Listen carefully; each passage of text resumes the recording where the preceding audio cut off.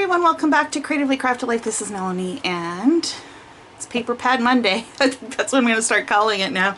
So this is a Paper Studio from Hobby Lobby. It is 20 designs, 3 of each for a total of 60 sheets. I paid $5.49 for this, regular price $21.99. I would never pay $21.99 for a paper pad, but $5.49 most definitely. This is a little bit all over the place, and I made a few kits using just the paper pad. As you know, that's what I like to do. And then I also pulled stuff from my stash. So before we get into the kits, let me show you the papers that are not making the cut. So I have these ones with these weavings on them, hangers, these puppy dog ones.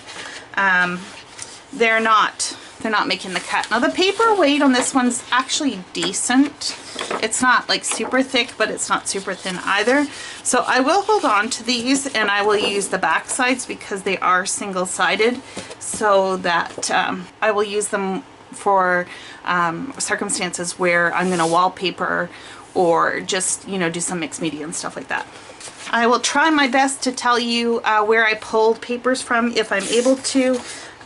But to be honest, I don't track all of it, and especially when I break down paper pads, I lose track of things. But okay, so this was from the paper pad in question.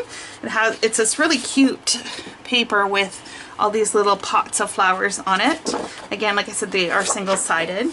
I combined it with this marbling paper, also from the paper pad, and then this word paper that says things like fabulous, happiness, smiling, fearless, forever, that kind of thing, and combining the 3 of them together for a kit.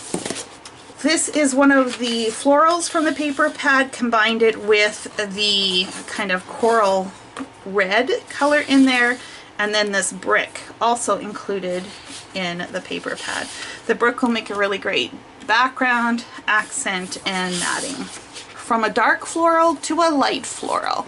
This is the other one in the kit, combined with that same coral red. And then there is this kind of peachy gingham check, and I think the 3 of those will work really well together.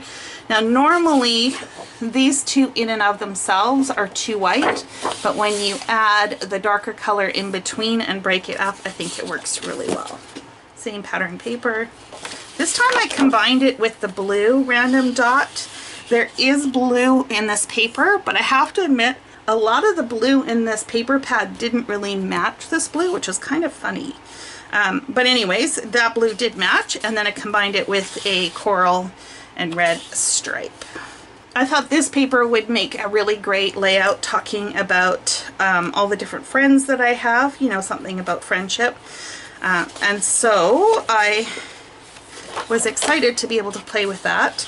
I did combine it with this blue, although technically this blue is not the same, but I think because there's so little of it spread throughout that it's okay. And then I thought it would be fun to pair it with this really strong black paper, and I think that looks pretty cool. Another one of those people pages. This time I combined 2 sheets in here, and that was just because I didn't want to do a 3rd kit, and I thought these might work out kind of cute as embellishments, maybe?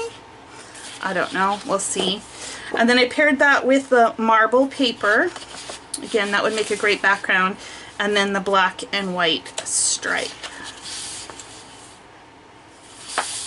Another great paper that you could use to document friendship or even family relationships. You know, there's a woman here with gray hair. You know, you could look at it as a grandmother or your mother. You can also use it to talk about your relationship with your pets. Kind of a fun sheet. And I did combine 2, again, possibly using as embellishments. And then the black for contrast, and because you all know I love a striped paper, had to add that in there. Same pattern paper, but this time instead of the stripe, I paired it with the random dot, and then that big bold black paper again. Okay, so those are all the kits that I made just using the paper pad. Now we're moving on to kits where I pulled stuff from my stash. If you watched my last video, I walked you through my process and showed you, you know, kind of how I go through my stash to pull papers that I think will work. So be sure to watch that. This is another floral in the paper pad, and I paired that with this peachy pink color. This was, I think, a Die Cuts with a View paper pad. I don't remember the name. It was something like Blush or something like that. And then this is also from the Fab and Fearless paper pad, the stripe. Same floral print. This time I paired it with the pink side. It's kind of like a watercolor. I don't remember. I think it was from a watercolor paper pad, actually. Die Cuts with a View, maybe? It's either Die Cuts with a View or Park Lane. That seems to be the majority paper pads that I buy. And then that peach plaid from the Fab and Fearless. Same again. This time I paired it with Safety Net from Studio Calico. This is a 2017 paper. And the brick paper from the paper pad. Here's that dark floral again. This time I paired it with an SCI paper.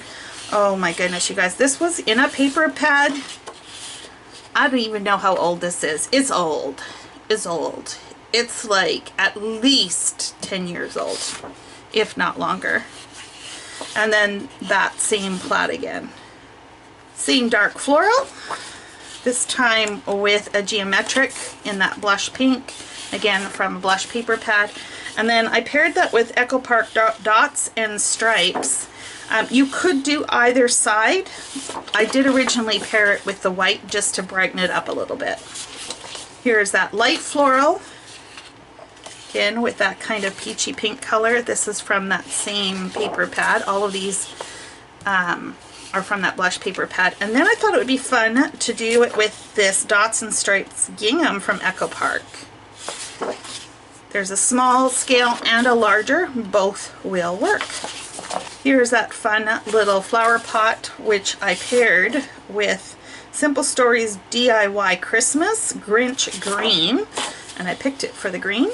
And then this here, I don't remember where this paper came from. It kind of looks like an Amy Tangerine, but I could be wrong on that one. But I picked it for the hearts. Same small little flowers. Here is a green, olive green dot. This is a Stampin' Up paper, and it was from the Christmas line, but I did pick it for the tone on tone dots. This one here is from Chamel, a box of crayons, and I picked it for the pink and red stripe. Also included in the Fab and Fearless was this Starburst, I guess. I had this yellow cardstock in there. It's an 8.5 by 11. I think this came with a kit, and I really liked how that worked. And then this blue is, I believe, from Country Garden from Die Cuts with a View. I really love this blue, and I remember it didn't work too well with that paper pad, so it ended up in my stash. It's like a periwinkle blue. Just to show you that multiple shades of blue can work.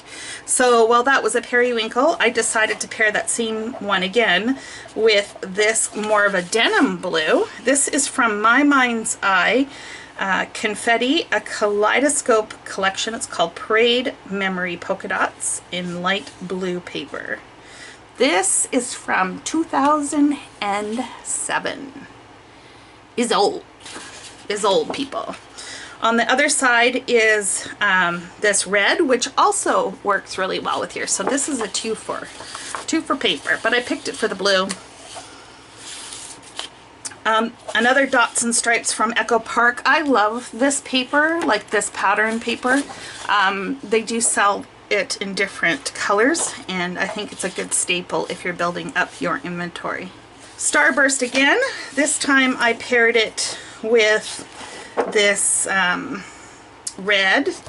It is from Stampin' Up. It's from Stampin' Up. It's got cherries on the other side. It's one of their designer papers.